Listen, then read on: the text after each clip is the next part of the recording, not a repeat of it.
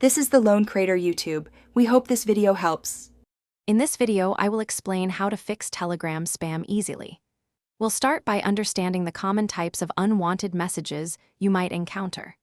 Then, I'll show you how to quickly identify these messages and dive into simple, effective settings within Telegram to significantly reduce their frequency. Our goal is to make your Telegram experience much more enjoyable and spam-free, using straightforward methods that anyone can apply in just a few moments. One of the most effective ways to combat spam is by adjusting your privacy settings. Navigate to Privacy and Security in your Telegram settings. Here, you can set groups and channels to My Contacts to prevent strangers from adding you. Similarly, restrict who can see your phone number and who can send you messages to My Contacts or Nobody. These three simple changes can drastically cut down on unsolicited interactions. When you encounter a spam message, two powerful tools are blocking and reporting. To block someone, simply open their chat, tap their profile, and select Block User.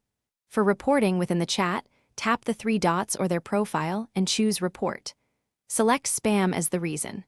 This not only stops the sender from contacting you, but also helps Telegram's system learn and improve its spam filters for everyone, making the platform safer. Beyond the basic settings, some advanced tips can further protect you. Try to avoid sharing your Telegram username or phone number on public forums or social media.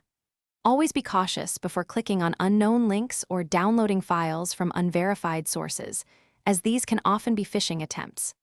Finally, make it a habit to regularly review your privacy settings, perhaps once every few months, to ensure they still meet your needs and keep you secure. Thanks for watching. Consider subscribing if we helped you.